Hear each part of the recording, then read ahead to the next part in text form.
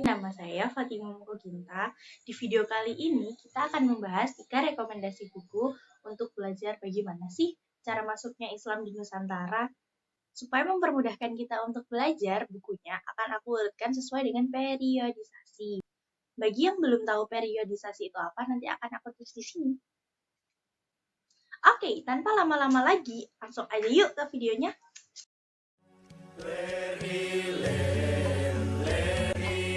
Buku yang pertama judulnya Atlas Wali Songo, karyanya Agus Sunyoto. Agus Sunyoto sendiri selain seorang penulis, beliau juga berprofesi sebagai dosen di Fakultas Ilmu Budaya Universitas Brawijaya Malang.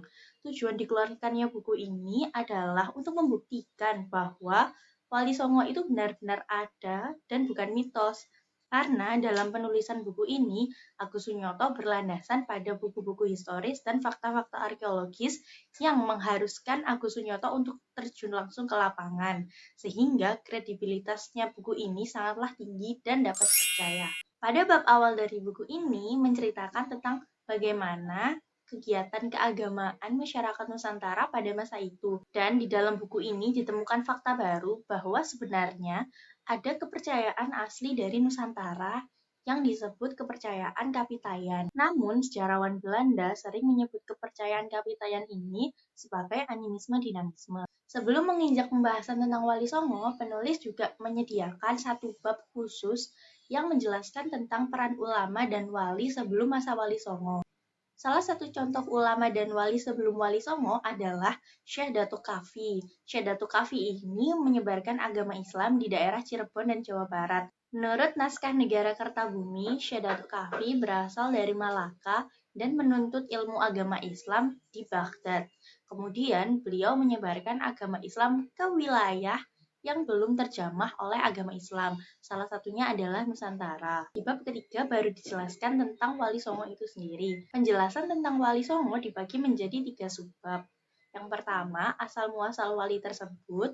Yang kedua adalah latar belakang pendidikannya. Dan yang ketiga adalah strategi untuk berdakwah. Salah satu Wali Songo yang terkenal adalah Sunan Kalijaga. Sunan Kalijaga sendiri merupakan anak dari Bupati Tuban. Dalam berdakwah, beliau menjadi seorang dalang yang memasukkan ajaran-ajaran Islam ke dalam pementasannya.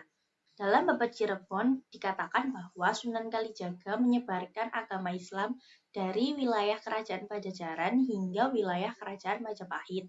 Dalam pementasan wayangnya, Sunan Kalijaga tidak menarik uang sepeser pun. Namun, beliau meminta bayaran pengucapan 2 kalimat syahadat pada masyarakat wilayah tersebut, sehingga Islam lebih mudah berkembang di daerah-daerah. Selain wayang, Sunan Kalijaga juga menciptakan kidung. Salah satu kidung yang terkenal berjudul Kidung Remukso ing Wengi. Kidung ini bermakna meminta pertolongan kepada Yang Maha Kuasa agar dijauhkan dari malapetaka. Yang kedua berjudul Kerajaan Islam Pertama di Jawa, Tinjauan Sejarah Politik Abad 15 dan 16, karya De Graaf dan Theodor Picoult. Seperti yang kita tahu, De Graaf merupakan sejarawan Belanda yang tertarik kepada sejarah Jawa. Saat pertama kali menginjakan kaki di Jawa, De Graaf menjadi guru di HBS Surabaya selama 1 tahun. Contekannya gitu. Saat pertama kali menginjakan kaki di Jawa, De Graaf menjadi guru di HBS Surabaya selama 1 tahun. Setelah itu, De Graaf dipindahkan ke Batavia untuk menjadi inspektur sekolah di sana.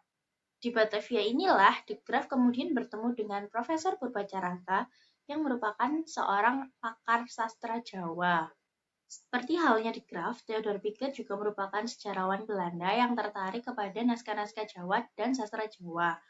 Karyanya yang terkenal adalah Kamus Jawa Belanda yang digunakan oleh Profesor Purwodarminto dalam bukunya yang berjudul Bau Sastra Jawa. Buku ini merupakan karya pertama yang ditulis oleh De Graaf sama Theodor Picoult yang menjelaskan tentang sejarah Islam di Jawa. Jadi kayak mereka punya informasi sama informasi terus disatuin gitu loh. Seperti yang dinyatakan dalam judulnya, buku ini memiliki periodisasi pada abad ke-15 hingga 16. Dan di abad ini merupakan masa transisi dari kepercayaan non-Islam menjadi agama Islam. Buku ini juga membahas banyak tentang kerajaan-kerajaan yang ada di Pulau Jawa. Dari kerajaan kecil seperti Kudus dan Pati hingga kerajaan besar seperti Mataram dan Demak. Buku yang ketiga berjudul Menelusuri Jejak Mataram Islam di Yogyakarta yang ditulis oleh Wiranata Sujarweni. Dari ketiga buku yang saya review, buku ini merupakan buku yang paling ringan dan mudah untuk dipelajari karena buku ini menggunakan bahasa sehari-hari walaupun bahasa tersebut sudah tergolong ilmiah. Buku ini juga disertai dengan ilustrasi gambar supaya mempermudah kita untuk memahami isi dari buku tersebut. Substansi dari buku ini menjelaskan tentang awal mula berdirinya Kerajaan Mataram Islam hingga terpecahnya kerajaan menjadi dua pasca Perjanjian Giyanti.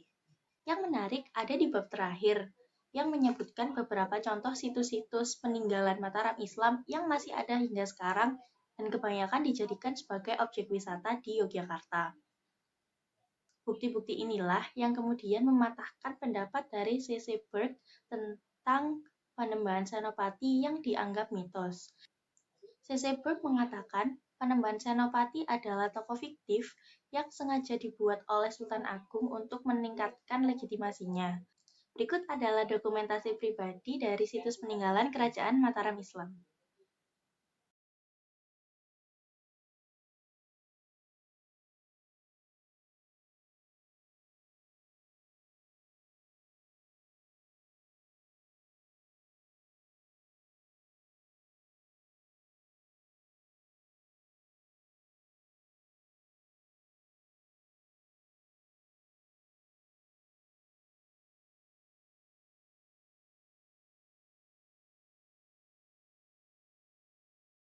Oke, sekian dari review buku kali ini.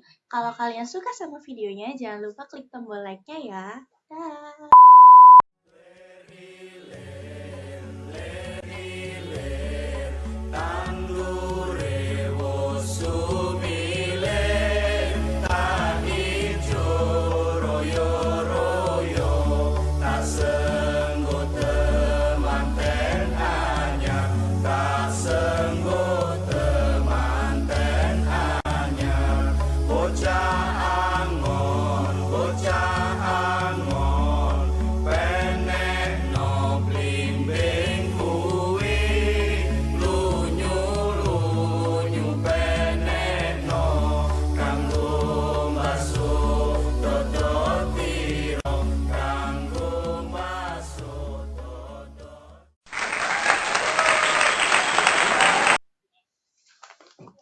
C.C. Burke mengatakan bahwa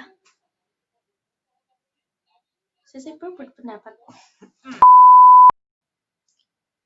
di Batavia inilah De Graaf bertemu dengan Profesor Purbacaraka yang merupakan seorang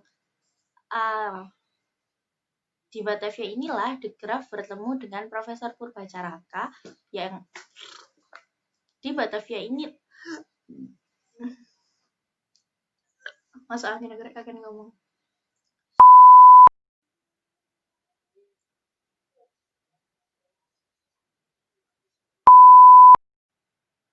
Seperti halnya De Graaf, Theodor Wieke juga merupakan sastrawan Jawa. Seperti halnya De Graaf, Theodor Wieke juga merupakan sejarawan Belanda yang tertarik kepada naskah-naskah Jawa dan sastra Jawa. Karyanya yang terkenal adalah Kamus Jawa Belanda yang kemudian digunakan dasar sebagai Karyanya yang terkenal adalah Kamus Jawa Belanda yang selanjutnya digunakan oleh Profesor Darwin. Karyanya yang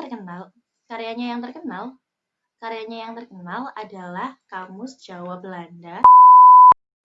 Substansi dari buku ini menjelaskan tentang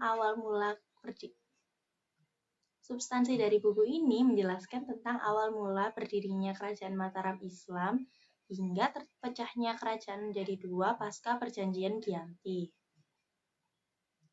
Yang menarik adalah pada